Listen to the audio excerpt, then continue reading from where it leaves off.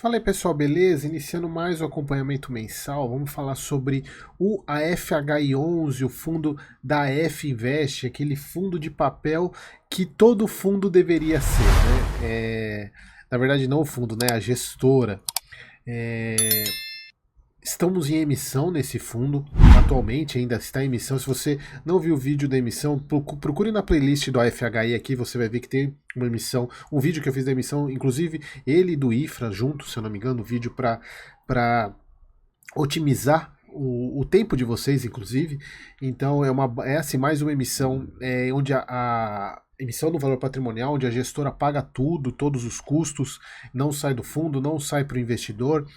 Então, uma gestora que vem fazendo um trabalho muito bem feito e eu ainda vejo esse fundo fora do mainstream, né? Fora das coberturas, principalmente por causa do tamanho dele, que é um fundo que alguns analistas, inclusive de grandes casas, colocam alguns limites, né? Alguns piso para você iniciar a cobertura de um fundo, a questão principalmente do PL e da liquidez. Então, bom para gente que tem um fundo que ainda está fora dessa pegada.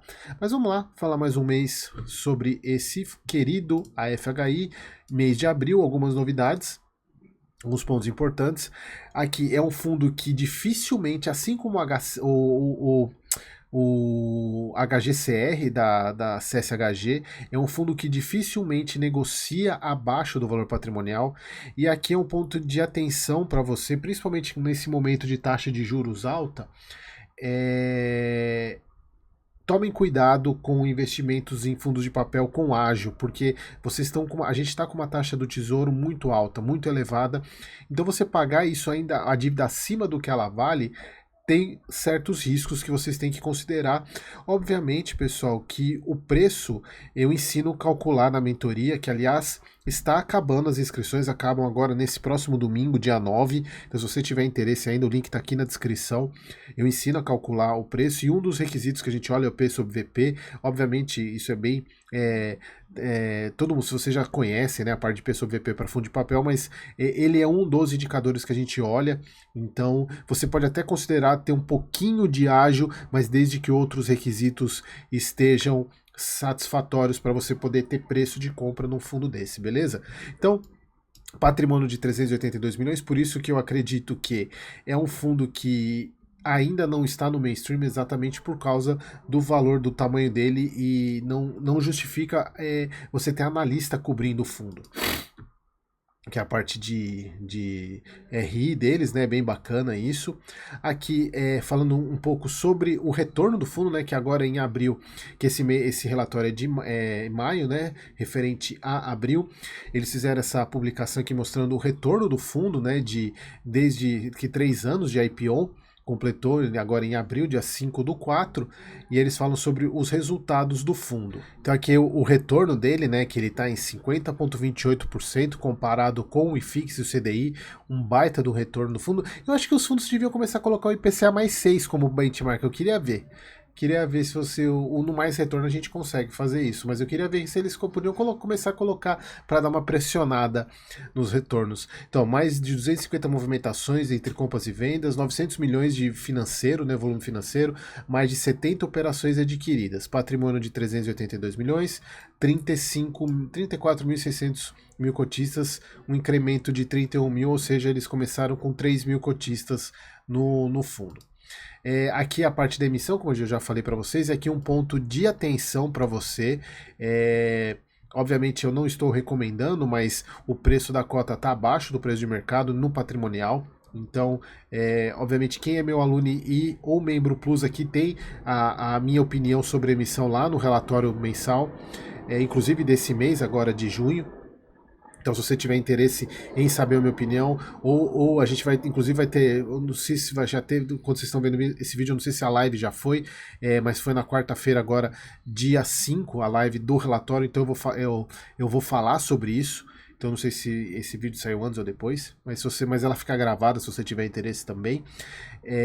Então, aqui todos os momentos, né? A gente está agora ainda no momento de exercício do direito, né? Por ser uma emissão restrita, né? Então você não negocia, você só tem o direito de exercer ou não o seu direito de preferência, beleza? 120 milhões.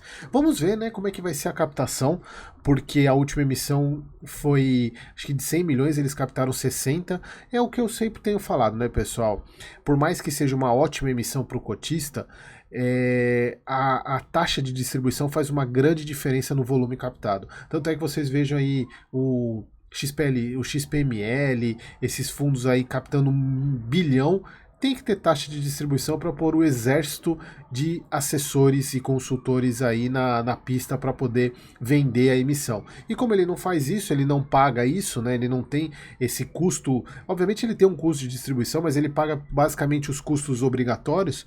Então ele corre esse risco de não captar. Vamos ver quanto que ele vai captar desses 120 milhões, mas o fundo vai aumentando o patrimônio aos poucos, o que eu acho muito bom. Então, resultado gerado de 99 centavos, distribuído 95. Mês passado ele gerou menos, esse mês ele gerou mais. Ele está com resultado acumulado total de 29, sendo 12 centavos que ele pode distribuir e de inflação acruada 17 centavos que ele ainda pode vir a distribuir mais para frente assim que desacruar essa inflação. Aliás, se você não sabe o que é inflação acruada, clica aqui, vai lá lupinha no meu canal, escreve inflação acruada, que você só escreve acruada que você vai achar o vídeo. Então ele aumentou a reserva um pouquinho de 8 centavos para 12, o que é bom para o fundo manter essa linearidade de 95 centavos de pagamento, o que mantém quase 1%, basicamente 1% ao mês, é muito bom isso pro retorno. Aqui toda a parte do quanto ele gerou, a gente já falou bastante aqui, o rendimento. E o que ele comprou esse mês? Ele comprou um CRI TRX da Leroy Merlin, IPCA mais 7,6, que é um CRI que ele já tinha em carteira, então ele só aumentou a posição, e se eu não me engano esse CRI estava IPCA mais 7,5, então ele aumentou um pouco a taxa de carrego do próprio CRI, eles colocam aqui aquisição acima da média. E um outro ponto, pessoal, que eu até acabei esquecendo de falar na compra do ALZR, que o ALZR ele assinou um memorando de compra para comprar aquelas lojas da Rede Oba. Vocês acho que vocês devem estão lembrando disso. E essas lojas elas são lastro para 2 séries de CRIs da equipe do FHI. Então, na hora que o ALZR comprar esses imóveis, ele vai praticamente quitar esses CRIs dos imóveis. E aí o AFH, então as séries vinculadas aos ativos deverão ser resgatadas, o que inclui o pagamento de prêmio aos titulares do CRI. Então isso provavelmente vai destravar um lucrinho aí para quem é cotista da FHI quando essa negociação se concretizar, que é mais um ponto positivo pro FHI, mais um ponto. Mas isso aqui, pessoal, isso é normal de acontecer com qualquer outro CRI, com qualquer outro fundo de papel, não é exclusividade da FHI, mas assim, é que vão juntando pontos importantes, pontos positivos pro fundo, que deixam ele com essa minha opinião de ser atualmente um dos melhores fundos de papel que a gente tem. Aqui eles falam, apresentamos abaixo o retorno da tira anualizada obtido pelo fundo com amortização integral do CRI Pernambuco Construtora, que é o que a gente provavelmente vai ter quando tiver do CRI da Rede Oba.